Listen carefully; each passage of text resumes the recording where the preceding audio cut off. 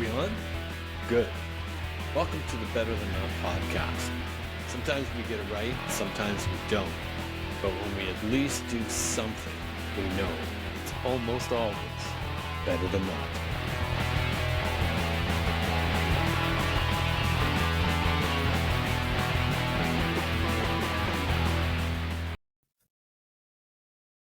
Hi there, and welcome to Better Than Not, the podcast that aims to capture shifting perspectives and thought-provoking ideas in conversation while asking the question, is anything what it seems?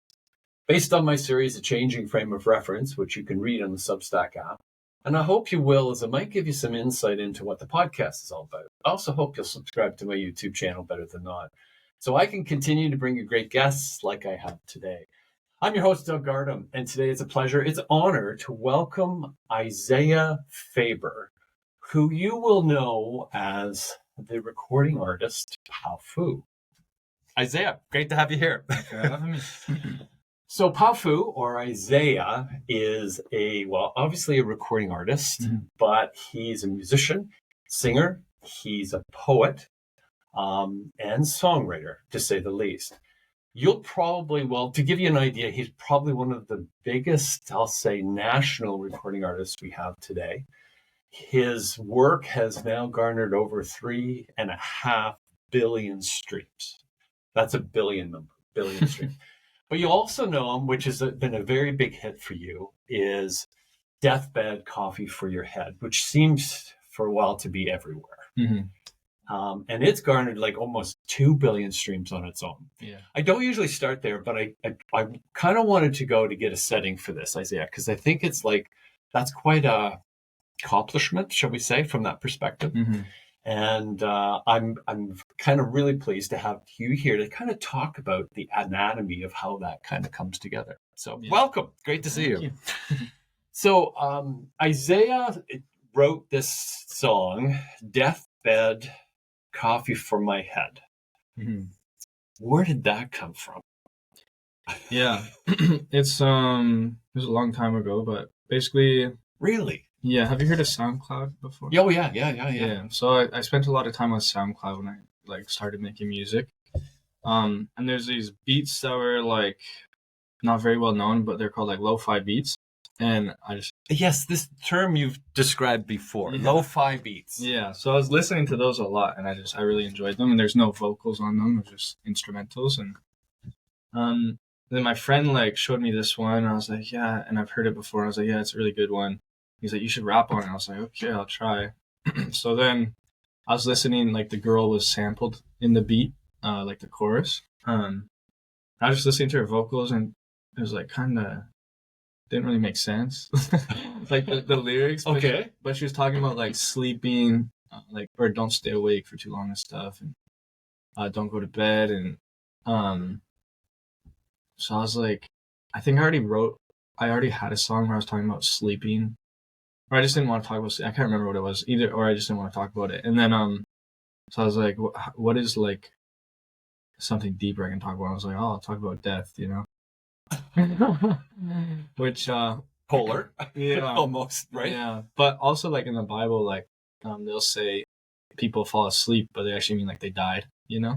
Yes. And so maybe that's where I got the idea.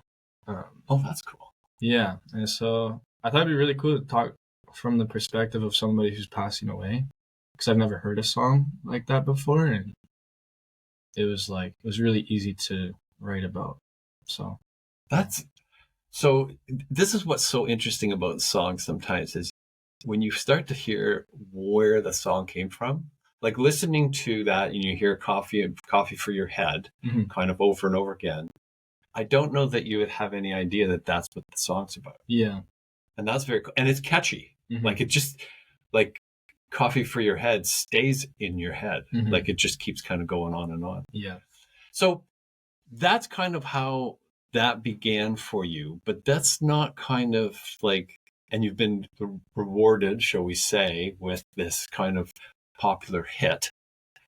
How did this whole thing start for you? Like, how did this music thing, because in a previous discussion, we talked a little bit about not necessarily even seeing yourself as a musician, so to speak. Mm-hmm. But here you are, you just you've blasted through the streaming world in a big way, in a very musical way. Mm-hmm. How do you see that? Like, how does that kind of fit together, or are you still trying to figure that out? Yeah. Yeah, I don't know. I didn't really plan to be like a rapper or a singer. Yeah, I started like when I was younger, I played drums a little bit, and I really liked like making beats and stuff on GarageBand and Right. on the computer just for fun. And then when I was in grade 12, that's when I started like I tried adding my vocals to it and stuff. And it was just super fun. I wasn't necessarily the best at it, but I just stuck with it and kept doing it as like a little hobby. And then, slowly started making money from it. And I was like, whoa, it's kind of crazy. And then, Really? yeah. Really? Yeah. So you're not kind of, when you say garage band, you never had a garage band, so to speak, but you kind of figured this out on your own with the technology we have today. Yeah, GarageBand is it's like a program. Yes. So technology made it very easy. Yeah. Well, I always think it's funny it's called garage band because many of us, when we had a band in high school, it was a garage band or a basement band. And so you now take that and you can do anything you want, really, right? Yeah. It's kind of crazy to me. Yeah. So like some of your first work, like a lot of it's getting a lot of play. When was like the first time that you kind of like, wow, this is being played? Like, can you remember the first time that you heard it outside of yourself that, wow, that this is kind of neat? I don't know if I remember the first time, but I remember like some milestones. Like there's this one YouTube channel that I was really trying to get my songs on. I remember when they first uploaded one of my songs, and I was like, oh wow, I was very excited. That was kind of like the first thing. And then I guess on TikTok, I remember going on TikTok because that like helped get it viral. It was all over TikTok, right? Yeah. And I remember going on TikTok and like searching the audio of the song, and there's like thousands of videos being made with it, and I was like just scrolling through them like, what the heck? Because I had no idea about it. Yeah. What does that feel like when you're like, because many will say like that's where you want to get to, but now it's happening to you like before you're almost kind of at that. Like how does that feel to you in a sense like out of control? Does it feel like just like where is this all coming from? Yeah. Yeah, I don't know. It's kind of hard to, I feel like that's a hard question to answer. Like, because, people ask that a lot, but it's like, I don't know, it just you're just taking it. Yeah, it just happens. Like, I feel very thankful. I feel very blessed. I don't necessarily think I deserve it over anybody else. Like, I know there's people who work way harder than I do. You know? Right. I try to work hard, but obviously it's difficult sometimes. Well, I think that's a good point because often we'll get this in our society that if you work hard, good things will happen to you, and they're not necessarily connected. Yeah. In this case, it's kind of cool that it's happened, but they're not always, because you see, a lot of people work really hard, right, and not necessarily see what comes out of that. Yeah. So, I mentioned that you're a poet. Did that come out of like doing the garage band and the beats, or were you already kind of doing that and putting words together? Yeah, no, I was already like, I really enjoyed like writing like little short stories and poems and stuff. I don't really know why, but I found it fun, I guess, growing up. And then, so then I really liked rap music. Like, oh, really? Yeah, when I was like 14, 15, 16, that's kind of when I started listening to like hip hop. And, I really liked it. So I tried to rap myself, I guess. Who were some of your influential artists in that world? B.O.B. was a big one. He has a big song called Airplanes, which you've probably heard. Yeah. I listened to like Eminem a little bit, not too much though. There's one group called Chitty Bang, which I really liked. Yeah. Those are probably the. Do words come like I've heard Eminem interviewed a few times and how he kind of restructures words in order to fit into what he's rapping on. Like, was that influential in you in any way? Like, as far as being able to pull words in a different way and say them in a different way that actually fit into what you're saying? Yeah, I definitely do that. Yeah, I didn't know. I've never seen like interviews Okay. of him talking about that though. Yeah. No, it's kind of interesting because there were things that, like I think it was 8 Mile, the movie, that kind of, because it's a story kind of his story. Yeah. And just how you're like, you can do this with the computer today, but you can bend words so that they fit into that you never imagined that they would even rhyme, but they can be said in a way, whether it be a syncopated way to sound like a different word, right? Yeah. But it rhymes with what you're kind of rapping about. Yeah. Yeah. So do you kind of do a lot of like sampling and things like that too? Yeah, I sample a lot. Yeah. And then just fit them together to Like how they might musically go? Yeah. I usually don't make my beats anymore. Like, Oh, okay. yeah, I've kind of transitioned to just the vocals. I realize that's like my favorite part. So a lot of time the beats that people send me, they already have like samples on it. Oh, okay. Yeah. Do you have like songs in your head that kind of repeat and kind of go and like that's what you're trying to get to? Or will you hear something that you've made and go, oh, that sounds kind of cool?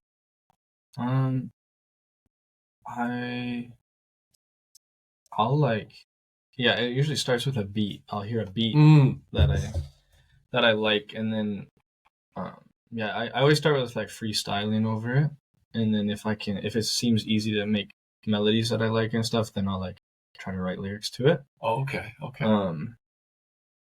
Yeah.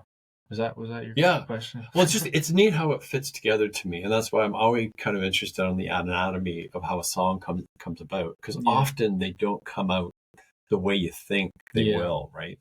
And then people get excited about them too. Yeah, I usually don't have an idea when I start writing. Like it's kind of I just make it step by step, and then I look at it at the end, I guess. Oh, okay. Yeah, I think some people probably have like an idea when they go into it, but yeah, you don't work that way. Not really. No. Well, it's funny because I kind of compare that to writers. I've heard writers that don't actually start their story till they know what the end is. And then there's other authors that just write, and that's kind of what you're saying you do. You just create until you get something that kind of jives with you. Yeah. Because I'm a writer that I don't like to know what the ending is. Yeah. I kind of like the characters to tell you what they are. Yeah. And that probably comes out of the Stephen King world. Whereas there's other authors that like literally they know what the last sentence of the book's going to be, and then they build the book backwards. And I find it kind of interesting that you can kind of do that. Yeah. And I think that's what you're referring to with the guide with regards to an idea. Like you don't start with an idea, so to speak, that you didn't start with coffee, in other words. Yeah, I didn't start with coffee, but I did, like, for that song, for example, I didn't know what the whole song was going to look like or how I was going to structure it necessarily, but I had the idea first where I was like, I'm going to talk about me dying, you know? So I knew, like, once I have, like, a subject of what I want to talk about, it makes it a lot easier for me to write, I guess. So I do start with, like, a little bit sometimes, but also sometimes I'll have no idea what I'm going to talk about, and I'll freestyle, and then I'll say something where I'm like, oh, that's kind of cool. Then I'll build off of that. Ah, okay. So where did you develop the freestyle thing, or is that just something that you're able to do? No, I can't really actually freestyle. I suck at freestyling. And most of it's gibberish, and I'll just like, it's mostly like freestyling like melodies and like rap flows and stuff, and trying to see if it could sound cool or whatever. Okay. And then but like I'll say random words, and sometimes I'll say something cool, but it's mostly garbage. And you're recording this as you do this, so that you can go, I like that, and come back and pull it back and say, oh, okay. Yeah. Recording has come so far to me. Like, it just blows my mind a little bit that you can kind of go and do this, and you don't even need like orchestras or musicians around you. You can just try and fit that out. So that's kind of cool. So I'm going to switch things a little bit because I wanted to, like, you kind of grew up in a musical world, I think. How important do you think that was for you? Like, to be like, the reason why I say that is because often in our world, it's like, well, we play in a band or we play music when we're young, and then it suddenly hits you, well, you got to go out and make a living doing something. And then that all disappears. Yeah. But as I understand, you were kind of raised in a musical family. So was that a support for you? Because they've already gone through like that world, right? Which is very different than our get up and go to work at 9 o'clock in the morning world. Yeah. My mom was actually like really against me being a musician. She didn't want me to be a musician. Really? Yeah. Oh, okay. She wasn't really against it. She just didn't want it, I guess. Because, growing up, like, my dad would go on tour and he'd leave for, like, months at a time. And it's just, like, not really a good world, I guess. Yes. Yeah. There's, like, a lot of drugs and temptations and such. So, yeah, my mom didn't really want the kids to be, like, in that world as well. My dad, like, he really wanted us to, like, learn instruments and stuff growing up. So, yeah, he introduced you into instruments. Mm-hmm. So he taught me how to play the drums when I was like 2 years old. And oh, wow. Yeah. So you probably got videos of you playing drums when you were 2. They never took videos. No? I have pictures. Oh, okay. Yeah. Okay. And I didn't like it because he like made me do it, so it felt like a chore, I guess, you know? It wasn't a natural thing for you. Okay. Yeah. So I never liked drums. And then when I was maybe like 12 years old, I started going into because we had a music studio beside our house, and so I'd go in there and like watch him. Yeah, I'd watch him like record with his producers and stuff. And I thought that was really cool compared to like instruments. Oh, okay. Yeah, okay. I never really liked instruments, so but I really liked the recording and like the DAWs and stuff. So then I took his microphone one day and I started recording my bedroom on my little computer. Yeah. How cool is that? Yeah. Oh, wow. So you liked what you could create, but not in a musical instrument format. Yeah, I always thought that was lame. Yeah. No, I was going to say it's a very different music world, I think, in many ways. The cool part to me of all of this is you can make it in many ways now, right? And you can do, like you said, you went to your bedroom and started to make it.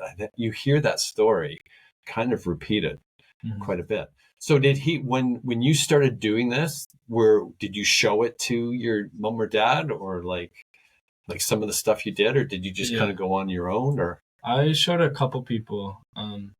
I think I showed my family, but I kept it pretty like on the down low. And then as time went on and as I started getting more followers like online, I got more confident to show people. So you almost right away started to introduce it online. Mm-hmm. Ah, okay. So you already saw that. Yeah.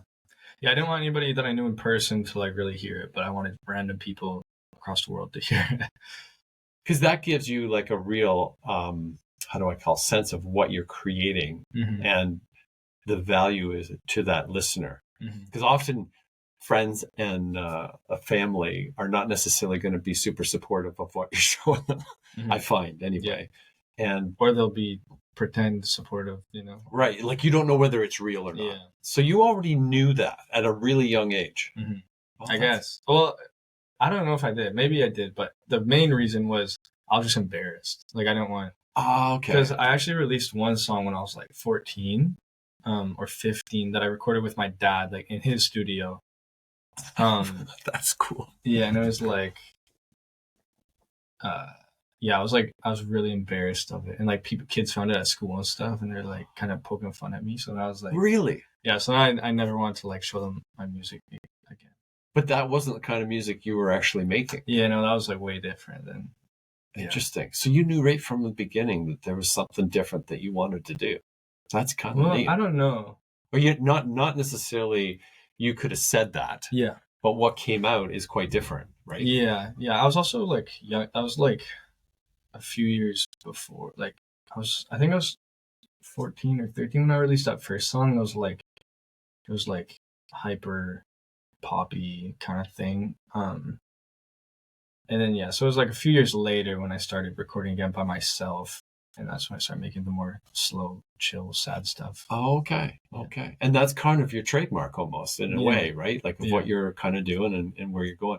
So when did you start to, like I mentioned to you earlier about touring, when did you start to perform? Like, because if you look on, I think it's on Spotify, there's a shot that looks like you're on a stage. Okay. That you're walking around on. Like, when did that start to happen? Because that doesn't sound like it was a super comfortable thing for you to do. Yeah. Because you're like figuring this all out in your quiet of your bedroom, so to speak. Yeah, for sure. When did that like become something that you had to do or thought you had to do? I didn't like. I remember when I started making music, I was like, I told myself I'm not going to perform any concerts or anything until I know that I'll have like over 100 people come. Yeah. Hey, you got this all figured out. Kind of. Because I didn't want to. I was pretty insecure, so I don't want to be embarrassed. Like performing in front of like 5 people, like did not sound fun to me, you know. And you hear that story over and over again from bands and different performers, right? Yeah. And so you're like 15 at this point.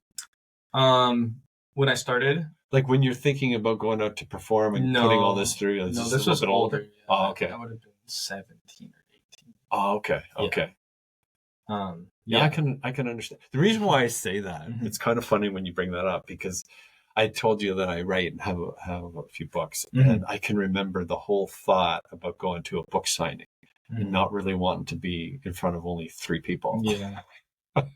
But the reality was that's what kind of took place, and you had to kind of find ways to do different things. Yeah. So now going to your side, you're I got to have 100 people there, so to speak.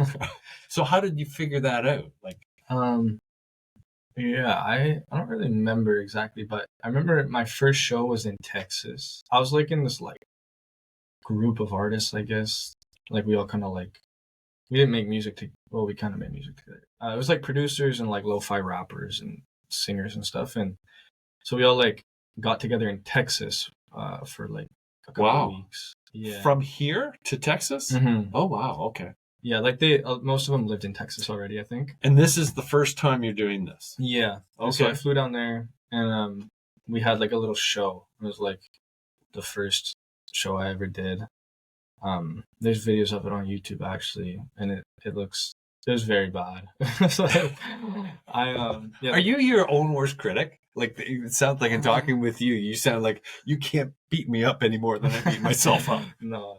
I think other people would agree. Oh, it was pretty awkward. Okay, but that was your first exposure in a performance. Yeah, and so that was my first time like meeting fans in person too, which was really cool. Oh wow! Even though there wasn't a lot of them, but yeah, it was like I had fun while we were there, but like it was definitely a little bit cringe. So you've got a following developing already from your online work. Yeah, this was like in this show in Texas, my first show, that was like right after I released Deathbed. So this was when Deathbed was like had a little bit of attention already. All right. Just on SoundCloud though. That's really where it was. So when you're going through this, you came back not anxious to go out and do it again. Or not necessarily. I don't know. Maybe I did. I think I was probably I probably had more confidence. Okay. Yeah. So when you're meeting people that you've never met online and they know your work, like how did that like feel? Like was cool. That bizarre? Oh, it was cool. Okay. Yeah, I remember like pulling up to the venue. We were like an hour or 2 early, and there's already like fans like waiting outside at the doors, and I was like, whoa! I remember like walking past them, and they wanted like pictures and stuff. Yeah, and that was really cool. Just seeing how excited people were. Oh yeah. Yeah. So you're already known as Powfu at that point? Yep. So you took that on, and I think it's interesting how you even came up with that name. Yeah. I don't think so. Just it was just random. I just didn't want to use my real name, kind of like for the reason I said earlier. I didn't want people to like look me up and see I had music, so I said something that had nothing to do with me, and I wanted it short, like 2 syllables, and had no meaning to it. So, because when I saw your name, and that's like, because then you spelt it right, then I figured it out, and I always think of the old Batman with the POW. Yeah, I don't remember well, you won't be around weren't around when that came out, but they used to flash the word as they would do a punch, and POW would be one of those. Yeah, and I thought like, there's something kind of. It's unique, but there's something very powerful about making something that hasn't been, like you said, I didn't spend a lot of time thinking about this to come up with the great meaning of what my name's going to be. Yeah. Yeah, I think it's because I didn't really know what I like was doing, you know? So it's like, I'd just rather have something that has no meaning than something that has meaning, but I'm gonna like regret it in a couple of years. Well, you're going to put meaning to it. You already have, right? Yeah. With your work. So when I mentioned you're also managed, I think, by your father today, right? Mm-hmm. And so he's had some musical success as well. Yep. Did that impact you?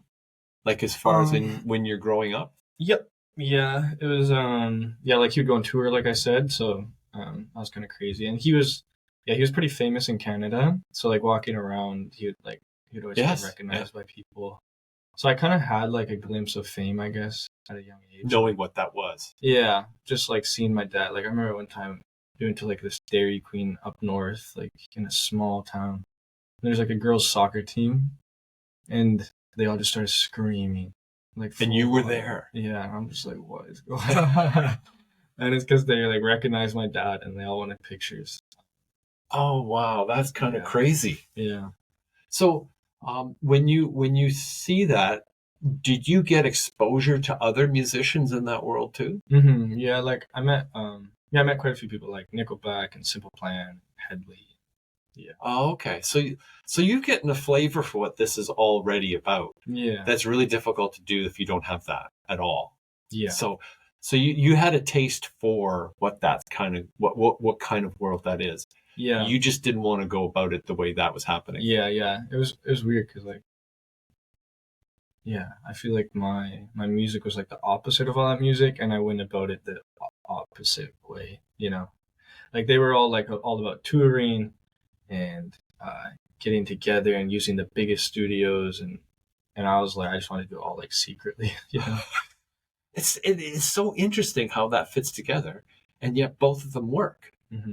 Do you want to mention what your dad what? Yeah. So he was in a band called Faber Drive, and they had quite a few big singles that still get played on the radio today. So it's still intact, Faber Drive? Are they still playing? Yeah. I mean, like new members and stuff, right?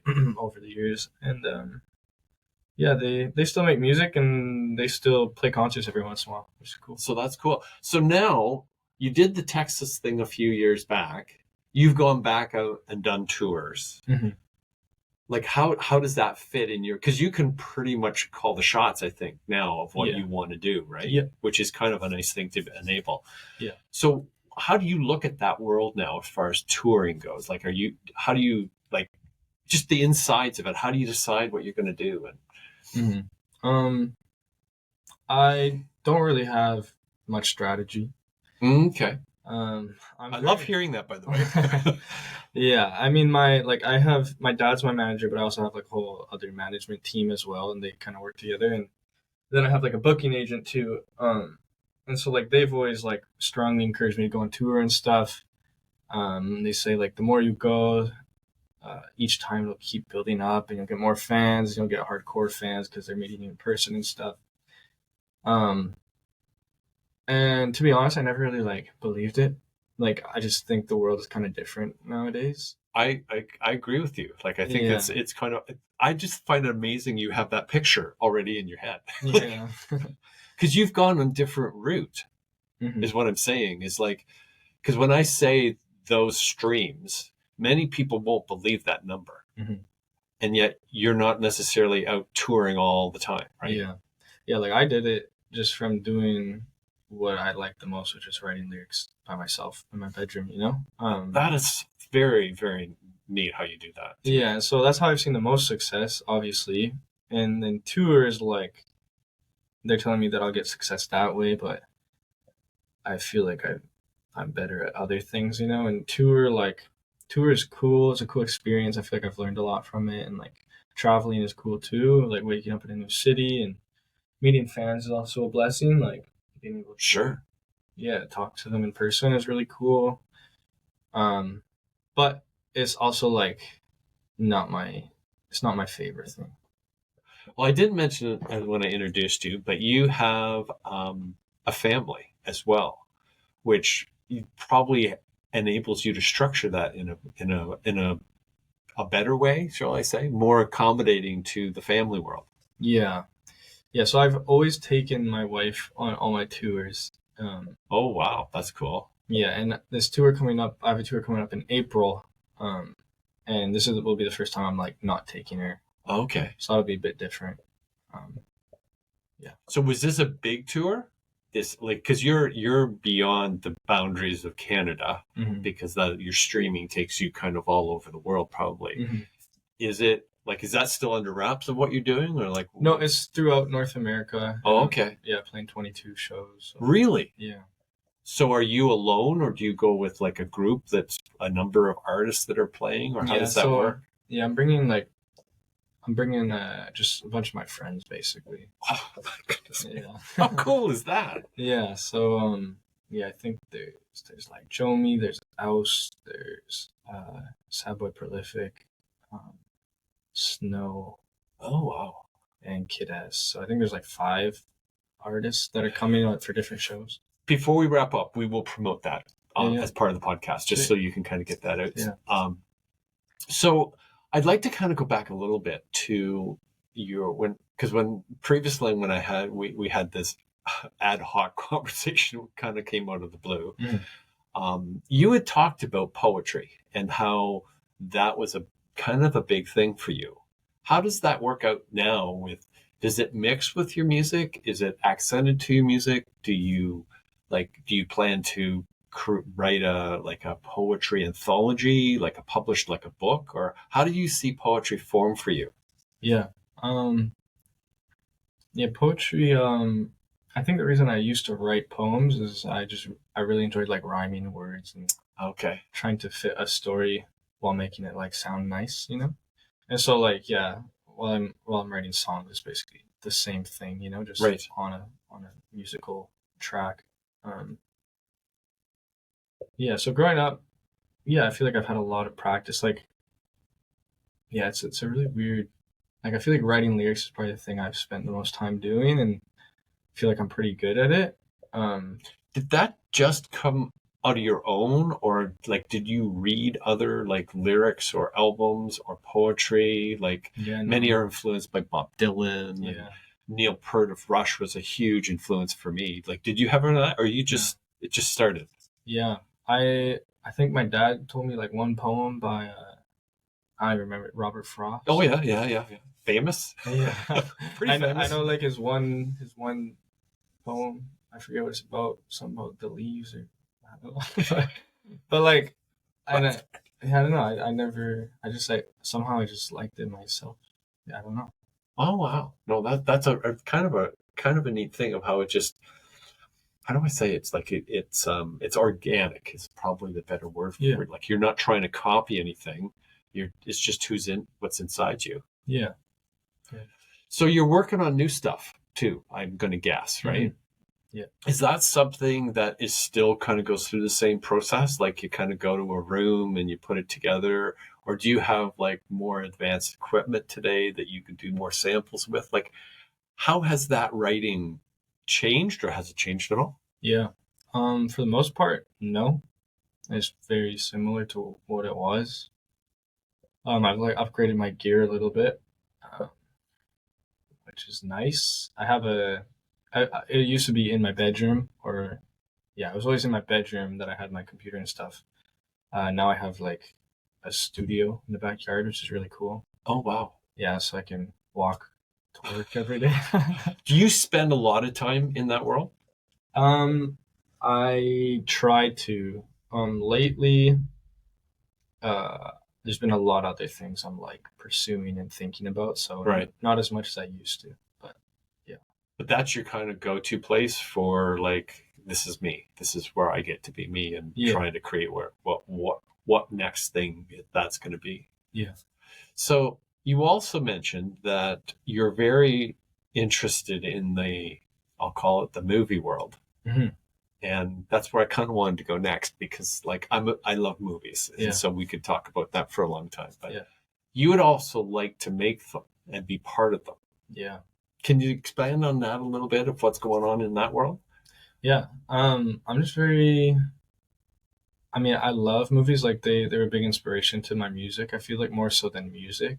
Like I know a lot of artists are inspired by other artists. Right. But I feel like I was inspired by like Nicholas Sparks. Do you know who that is? Yeah. Yeah, so like, I would watch his like romantic movies, and I really liked them. Like they'd make me like emotional, which was kind of Over his books. they'd make his books into movies. Yeah. So that was like really cool, I guess. Um, I'm thinking of the movie that's got Ryan Gosling and yeah, The Notebook. The Notebook. That's the one I'm thinking of, right? Yeah, that was like one of the first ones I watched. I remember being like, I was thinking about it for like kind of weeks after I saw it, which is like, I feel like that shows it's a pretty good movie when you continue thinking about it, Well, Quentin Tarantino says if you talk about a movie for 20 minutes after you've seen it, it's a good movie. Yeah. Yeah, so I love. I always rate that. Well, I'm a fan, but I'm a big fan of movies. Yeah, and the whole family is. Yeah. So I think, for me, movies actually inspire more of my work than even writing does. Yeah. So when you say it inspires your songs, like I think that's kind of a cool. Like, could you pick a song that came out of like a movie that you saw, like The Notebook? The Notebook. I released a song maybe a year or two ago called. It was on my Lo-Fi album. What's the last song? I have so many songs, so I have to remember the names sometimes. It's it's the last song on my my album I did with the Lo-Fi group. On my phone here. Can't remember what it's called, but there definitely is songs, and like that came out of The Notebook. Or it came out of a movie. Yeah, it was like inspired, but like it like I had images of The Notebook as I was like writing it. Oh, okay. And there's another song I wrote recently called Ariete, which was like that was probably the biggest inspired song I've written, from this like animated movie called The Secret Life of Ariete. Oh. Now, is that like anime from Japan? Yeah. Animation? Yeah. Oh, okay. Because when you say that, I'm always thinking of the movie Spirited Away. Oh, yeah. Because I thought that was a very cool movie of how they put that together. So, it's by the same company, like Studio Ghibli. Oh, okay. Yeah. Oh, wow. So that inspired that song. Yeah. See, now after we talk here, then I'm going to go back to my Spotify and be looking at all these songs up. Yeah. But so that is still continues. Do you see a lot of movies? No. Okay. So when you see one, that really magnetizes your thinking, kind of puts it all together. Yeah, if it's a good, I'm very like picky, and I feel like that's why I don't watch a lot. Okay. I only like good ones. So do you find that out from someone telling you that they're good, or do you have a way of being able to figure out? Yeah, I feel like even like the trailers or the directors and the actors. Like I'll like watch I'll watch the first 5 minutes, and if it doesn't get you, I feel like it's pretty easy to tell if it's gonna be like for me the actors are a big thing. Like they're everything to me. Yeah, if it's bad acting, I won't like the show. So what would be a recent movie you saw that you? I'm looking for my own list of things to see that you've seen that you thought like this is good. Yeah. I haven't watched a movie in a while. I think okay. but I saw Severance recently, which is a TV show. Yeah. That's on Apple, I think. Isn't it? Yeah. I liked that one. I've heard this from numerous people. Yeah, that one was good. It's like really good acting. It's like an intriguing story for me. That's an episodic show, right? Yeah, like there's 2 seasons. Okay. I haven't seen Severance, so now you're another person to mark that one down. Yeah, it's a cool one. We've gone back to Homeland now. Yeah. Have you seen that? Wait, Homeland. That's got Claire Danes and Damian Lewis. That's how it started. It ran for 8 seasons. We originally put it on years ago when it started. Yeah. And found that the beginning was quite upsetting with that torture scene. So we went away from it. Yeah. Then recently, The Beast Within Me, that has Claire Danes starring in it, captivated us enormously. So we went back to Homeland. Now we're stuck. We're stuck into. Yeah. Part of the reason why, like, I think I love how they put together plots, and the actors have to be like, you have to believe them, right? I'm a big Damian Lewis fan, so he's been. I don't know how he's gotten. Like, he was in Billions. Have you seen Billions? No. And he was a star in Band of Brothers, and both of them. Like, he's a British guy, but he has the American accent down, so you have no idea. Yeah, that's cool.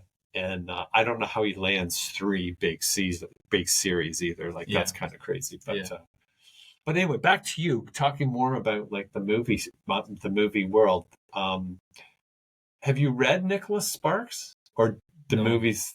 Okay, I never really liked reading. okay. And so when I read, it's like the Bible, because I'm like, if I'm good at read, it better be the best book I can read. Which, I can't believe that you're so fortunate to have found that early on, like, because it's like it's really bizarre. Like your name's Isaiah. We set this up a while ago, and this is the week we're in my Bible study group. We're studying Isaiah 40.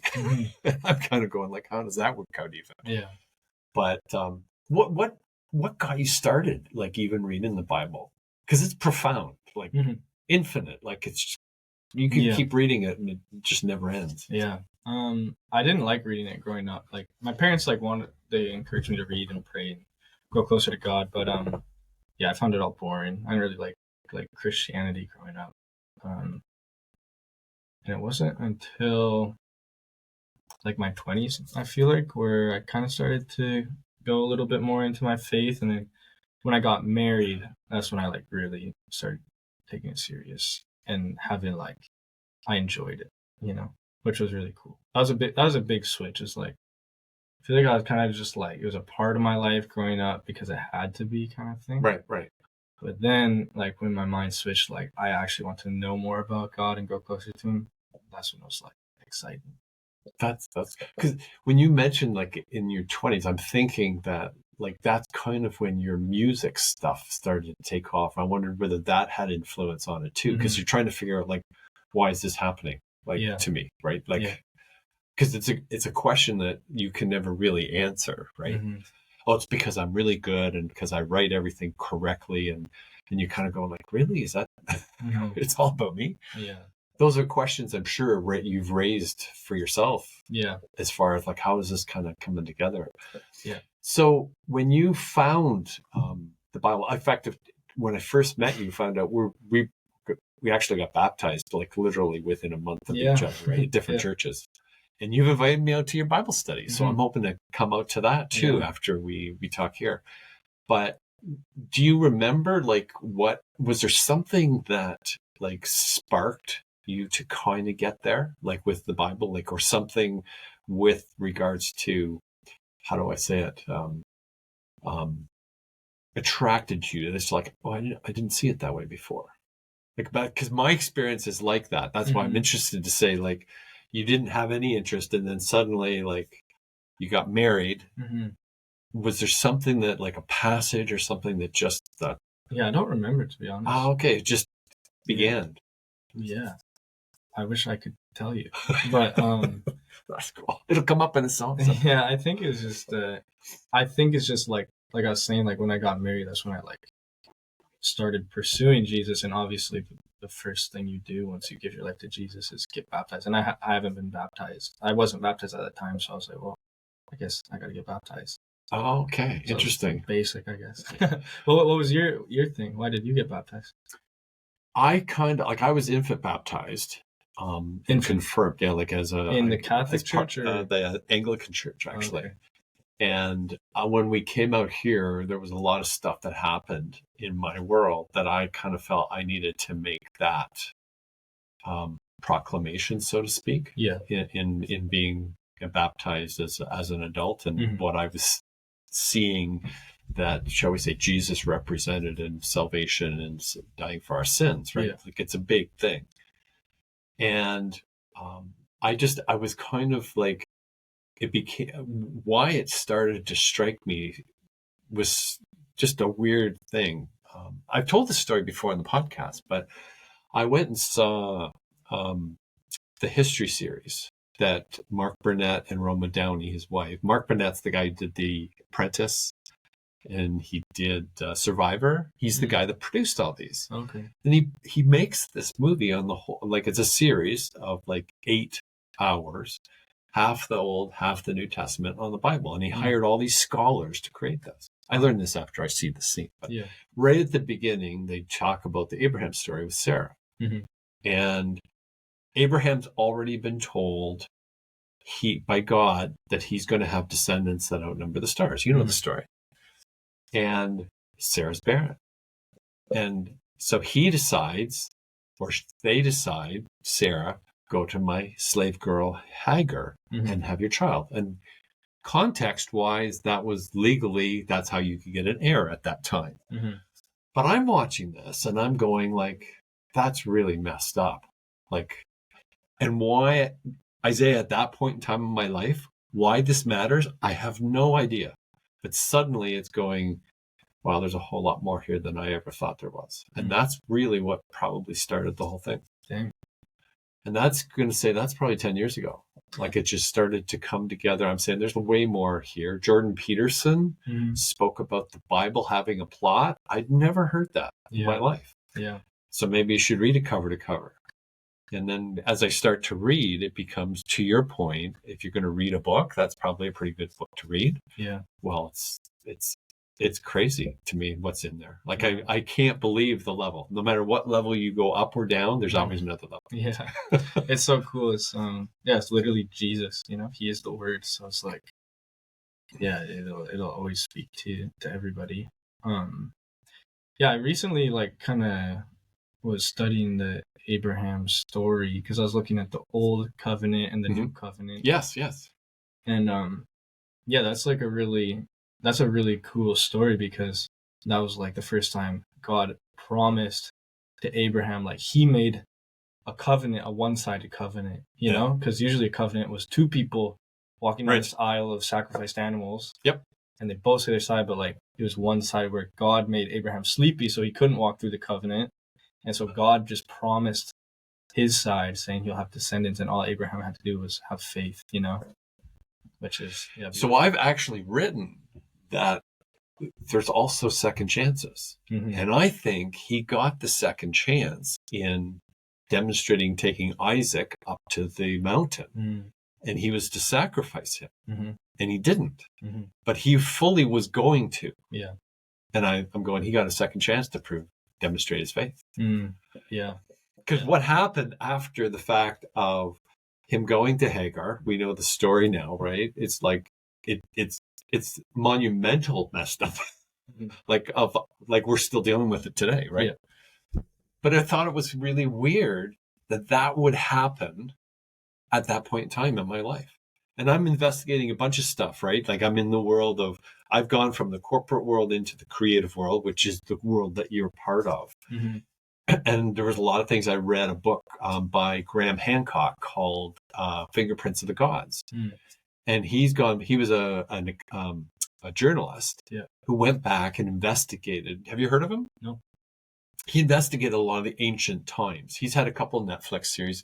Many don't agree with him, but he was the first to kind of say things like, there's more than pyramids just in Egypt. Like I didn't know that. Like Mexico and Peru, Mesopotamia. And like, they're not supposed to have the same technologies to be able to do that. How is that possible, right? Yeah. And so all of these things start to, because there's a historical context that's in the Bible that's very real too. And it blows your mind when you start to put this whole thing together from like the Persians, right? Like Babylonians, Assyrians, then it goes to the Greek, the Romans. Well, that's part of the history I even learned. Why didn't I know about this? Yeah.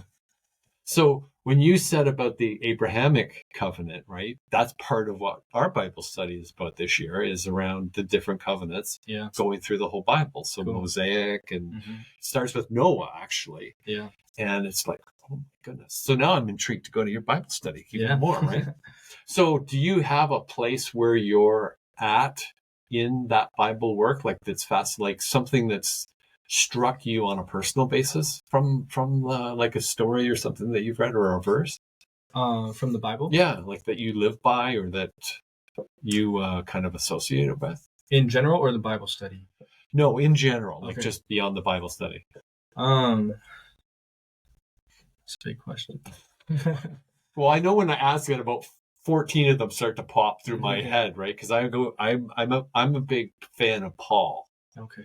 Because what happened to him and him taking, like in Galatians 2:16, he says we're justified through faith and not through works of the law. Mm-hmm.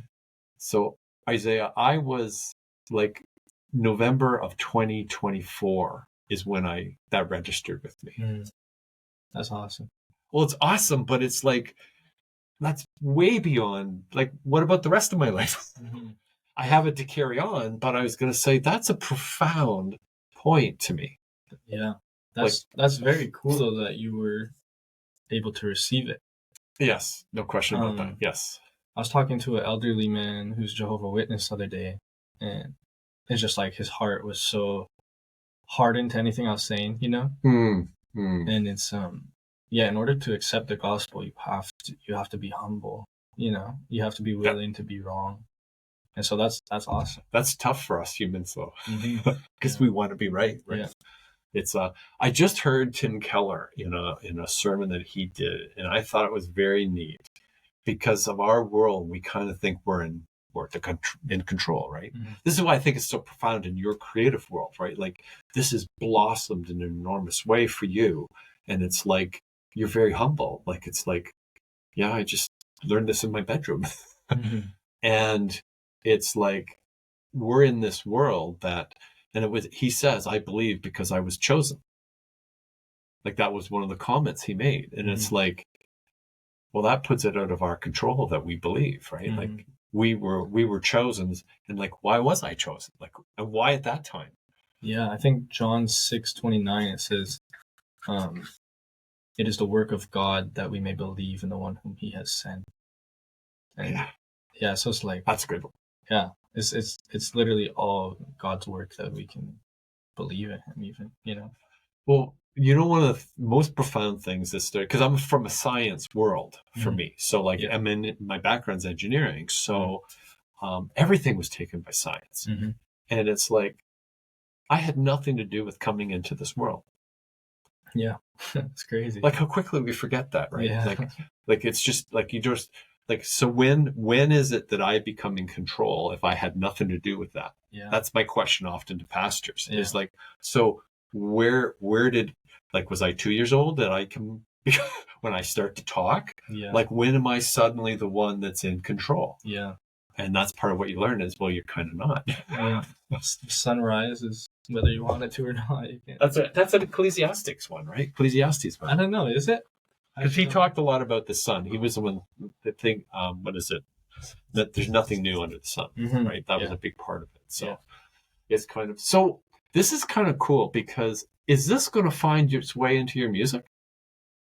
Probably, like this belief system, like, so you became very involved or became very interested in the Bible, mm-hmm. especially after you got married. Mm-hmm. And you're in this world now that shifts a little bit, right? From where we were to where we are now. Do you think that will find its way into some of the stuff that you work on? Yeah, for sure. Or has it already done that? Yeah, I think it's already done that too. I know a lot of people, when they become Christian, they start just making worship music, you know? And I don't really feel led that way. Right, right. I made like a worship song a year ago or two. And that was really cool. But yeah, most of my music and what I enjoy and I feel is what God wants me to do is like is just telling stories and talking about like the hard things in life and things that like depressed people can relate to, you know, and just like trying to just ending it with like hope and with putting in hints of Jesus and I find it really fun to try to like work Jesus into these songs. And it happens kind of just naturally, you know, it's not like I'm purposely like, oh, I got to make sure I mention this. It's like, it just happens. And it's really cool. Oh yeah. No, yeah. It's just so loud in my ears right now what you're saying, because this podcast came kind of out of that. And someone has termed it as it's about Doug in 2016. And it's like others finding God or Jesus through ways that you didn't anticipate finding it. Mm-hmm. So like today, I will say, if you believe in science, whether you like it or not, you believe in God. Because every kind of rabbit hole you go down in science, whether it's subatomic particles or cosmic distances, it's like you end up like, how did that get created? Yeah. And the little story I hear is science all fits together perfectly as long as you allow it one miracle. Yeah. Which is kind of crazy when you think about it, right? I often wonder, how did they even get separated? Like, how did science become kind of the opposite of a belief in God? Or like, because it's like, it helps to demonstrate it all the time. Yeah. Yeah. I think people just think it was separate. It never was. No, you know? No. Well, that's what happens, is the power of it. So when you mention this in your songs and because often I find you mention the word Bible and you just tossed a whole bunch of people away. Like they don't know why, or the word Jesus even. God less so, but it's just like, it's gone. Like it's like, it's a bad word. Like you've offended them in some way. Yeah. And it's neat that you're, like you say, how do you fit Jesus into a song? Yeah. Without kind of saying that. Yeah. And I find this, that's why I said, I think it's a neat conversation, because how do you do it? How did it find me? That's the part that I still kind of like, because I didn't do anything. Like the Holy Spirit came into me, but what did I do other than be here? And were you inspired by you were inspired by people, right? You said you were reading books and stuff. I've always been inspired by kind of people, like in reading. Like reading has always been a big thing for me. And like, were you watching like Jordan Peterson before you were saved and stuff?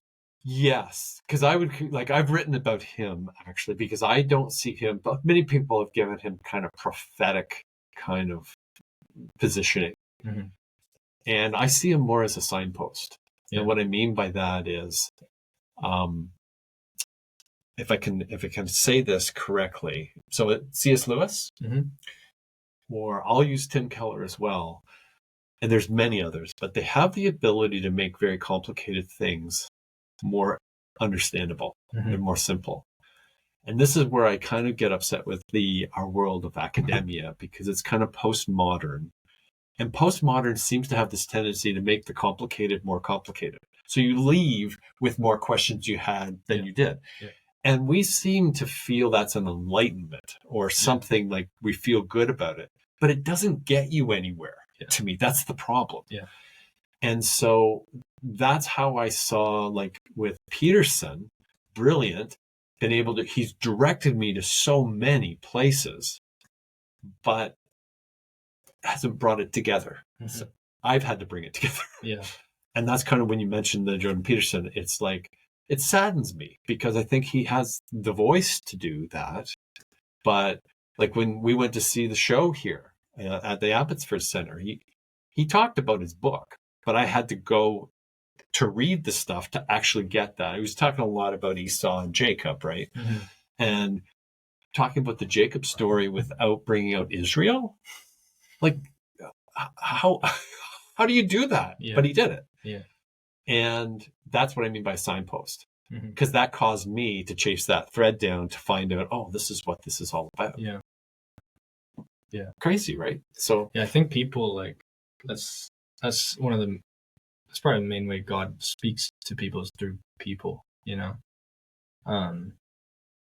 Yeah. So I know, like you're saying, like with my music, like when I was younger, my first songs, I never mentioned like Jesus or the Bible, but I'd mention like God and heaven, which is like, most people are fine with that, you know?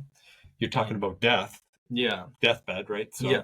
And then, but yeah, as time went on, I started I would say like the name Jesus in my songs, and I'd say it would be more clear that I'm Christian, you know?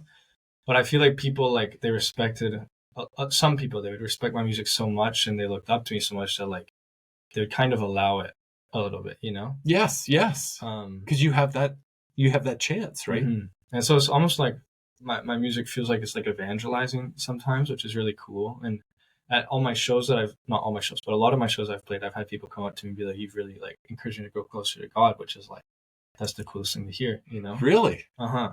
Um, and like at my shows, actually, I would always play a worship song during it. So like Okay. some people would come to my show and they would have never heard like worship music before. Right. And then I'm singing this worship song saying like, "Holy Spirit, you're welcome here," and stuff. And yeah, people would always say after the show too, like that was like my favorite part and stuff, which is awesome.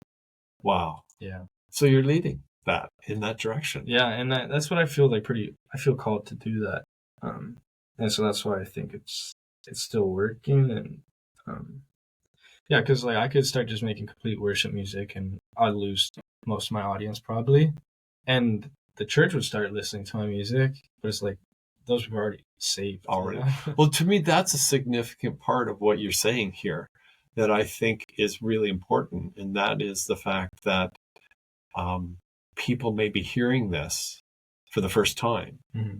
And you can be like a direction towards that, similar to your own experience. Mm-hmm.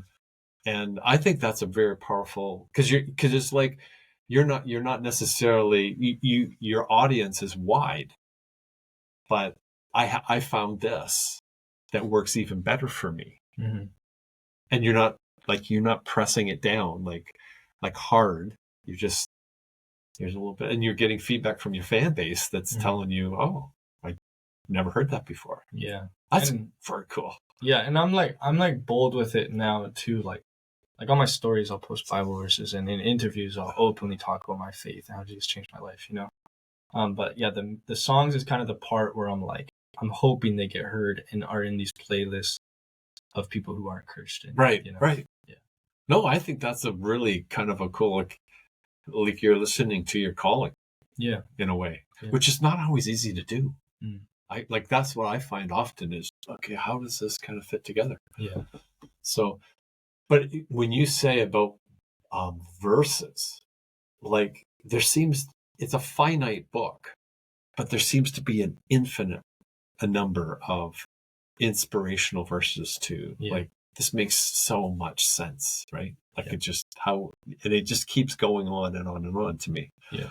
So interesting that you're taking the Abrahamic covenant though now and kind of going through that, right? So it's like there's always another level to take with it, I found. Mm-hmm. Wow. Yeah, that's awesome. So, wow, we covered a lot of things here. So you've got a tour coming up in April. Yeah. So let's talk a little bit about that, because then promote that, because this will come out before that, so people can kind of even know about that. Mm-hmm. But so you that's going across North America. So you're doing Canadian and U.S. dates. Yeah. And who are some of the? So Powfu's gonna be there. Mm-hmm. Who are some of the other artists that are going to be part of that? Yeah, Jomi, Sad Boy Prolific, Aus, Kid S, and Snow. And Foster. And Foster. Are they all Canadian acts? No. Or they're all from all over? Kid S is only Canadian. Oh, okay. The rest are American and one Iceland. Iceland? Yeah. Who's Iceland? Aus. Okay. Aus I'm getting a whole new education here, which is kind of cool, because I love hearing the new,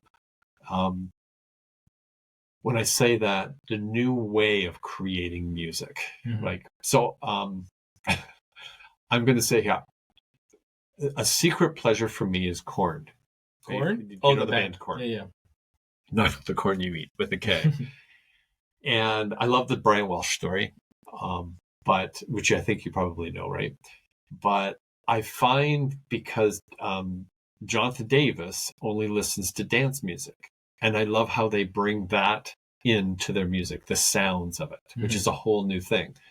So your world is got a whole new bunch of new sounds, right? Yeah. That are a different way of being able to produce them, versus I also like to go back to seeing like a cellist and a violinist and a piano player combined to make a quartet. Like I'm fascinated by people that have that level of craftsmanship with their instrument that they become literally one at it. Could I do that? No, I don't think I could. But I love music. Yeah. And seeing how they, like, would it be really cool is to see that combined with what you do and see what would come about. Yeah. Like, I think it would be really kind of a neat thing to kind of go about. Yeah. So you have dates starting in April with, is it got a headlining name? Like as far as like a festival or something like that? Yeah. Yeah. It's called the Lofi Library Tour. Of course it is. Yeah. The Lofi Library Tour. Oh, okay. So will people see this promoted like with Ticketron, Ticketmaster and stuff like that? Oh, okay. So are you excited about this? Yeah. Did you get to like have a hand in all the artists being part of this? And kind of. because you said they're all your friends. So Yeah. Yeah. Yeah. I kind of for tour. I actually don't really. I kind of leave it up to my management for most of it. But yeah, they're all my friends, which is awesome. So you're gonna do a Vancouver date? Mm-hmm. Like at Vancouver Center or like like be- Rogers Center or I forget. you don't know where you are. Yeah. Like maybe at Abbotsford, like at the no, arena? it'll be Vancouver. Oh, okay, okay. Yeah, I forget what venue though, but you can look it. Okay, well, I'll keep posted on that. Yeah. So that's the first thing. Do you have a website? Mm-hmm. And that's Powfu.com? Powfuofficial.com. Ah, okay. Of course it is. So if you want to find out more about your story, it's all in there. Mm-hmm. Do you have any music stuff that you can talk about yet? Yeah, I got like an album that I'm trying to finish up. I've been trying to finish up this past week. And I'm taking hours away from you today to come in and have a chat. Yeah. No, it's been good though. Yeah, so that'll be finished soon and then hopefully drop it like next month or something. Oh, very soon. Yeah. So like how many selections would be on that? There'll probably be 9 songs. Really? Probably. New songs? Well, like 5 of them are already released. Oh, okay. Yeah. Okay. You're just going to package together. And, yeah.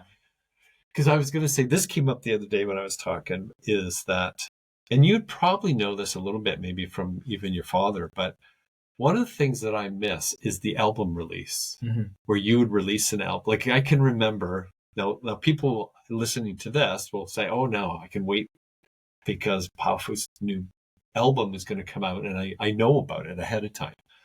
But I used to, like, we would wait for album releases and then we'd bring it home and you play one side and then the other side and look at the album while you're doing that. That's gone pretty much, right? Is that something you were ever exposed to? A little bit. Oh, really? Okay. Like, like I listened to CDs growing up. And I remember looking at different covers of CDs and putting them in the car stereo.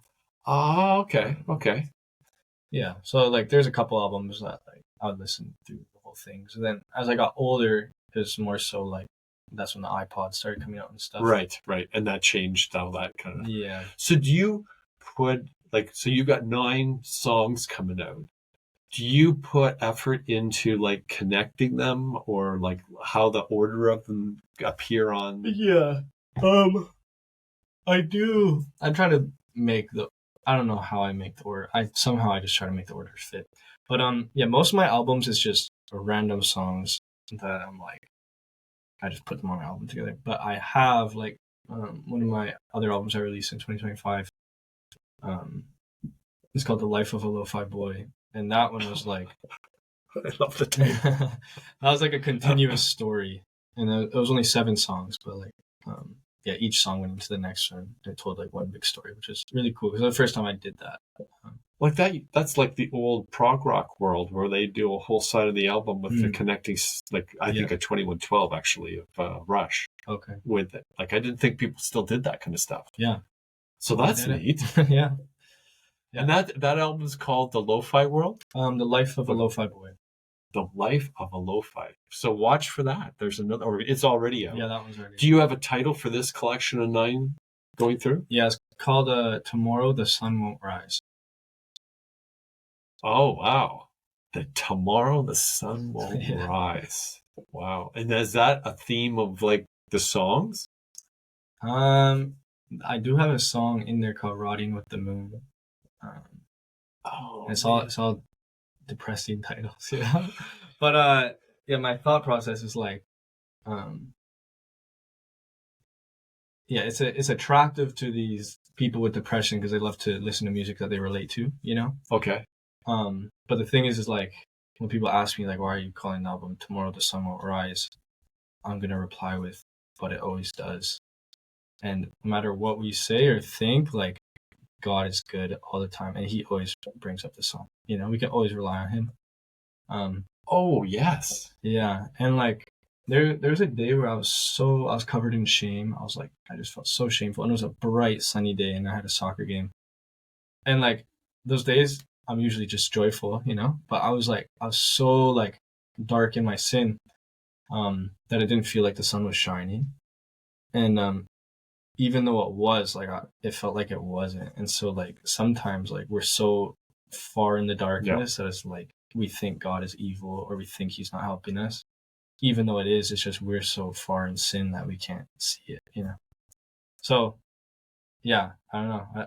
That's very cool. That's like right out of Isaiah 40. We just gone through it. Like it's crazy how like you're describing parts of Isaiah 40 in what you just said. What I don't actually know what are you talking about? Well, Isaiah 40, it's split down, and it's written like 150 years before they exiled into Babylon. Okay. So it's prophecy for sure, right? And we studied Ezekiel before that, but Ezekiel happens when they're in the exile with Babylon. And Isaiah is kind of telling the people that, well, comforting them, first of all, but they're also showing, this is exactly what you just said, God is sovereign.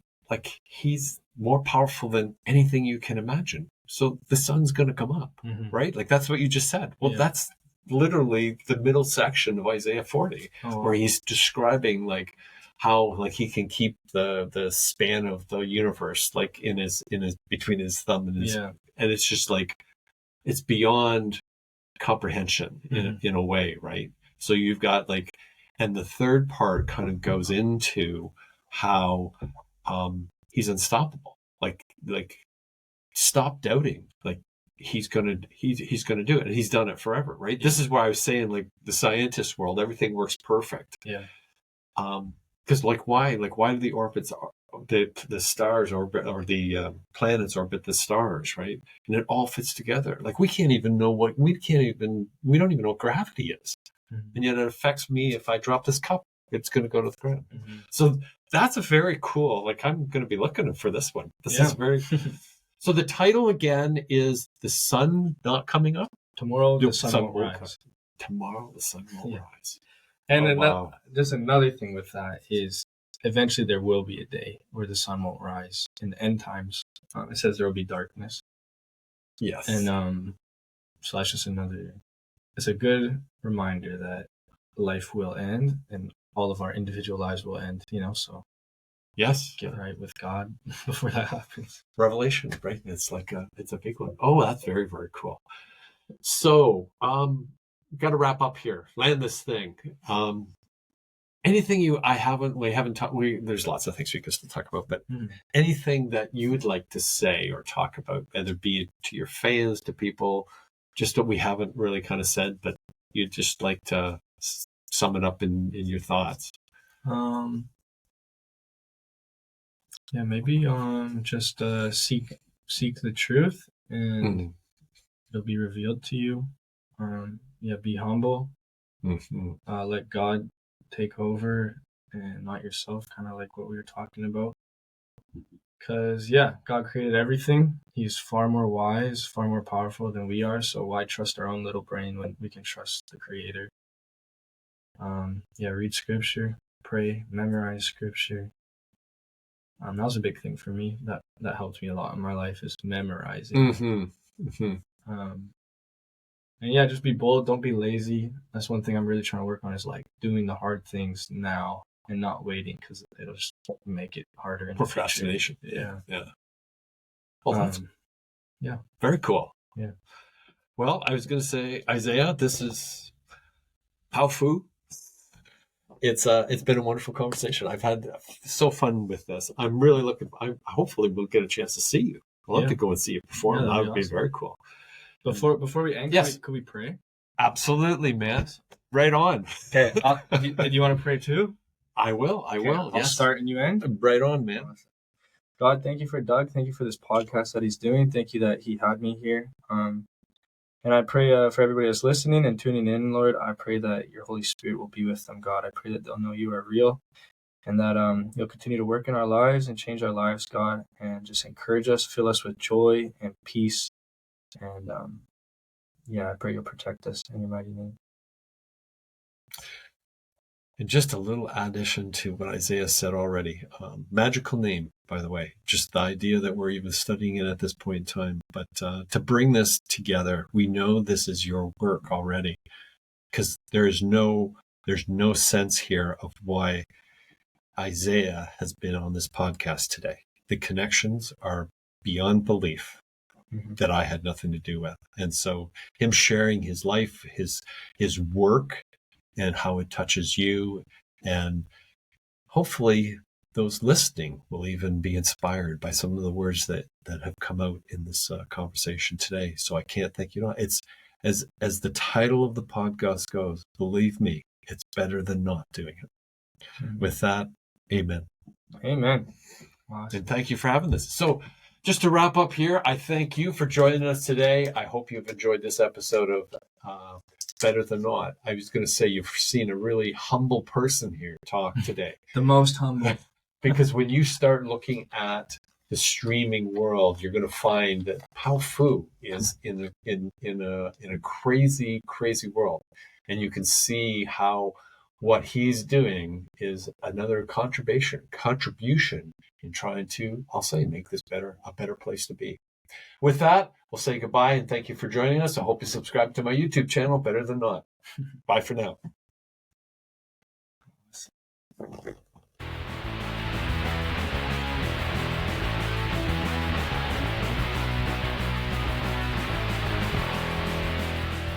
Are we on? Good. Welcome to the Better Than Not podcast. Sometimes we get it right, sometimes we don't. But when we at least do something, we know it's almost always better than not.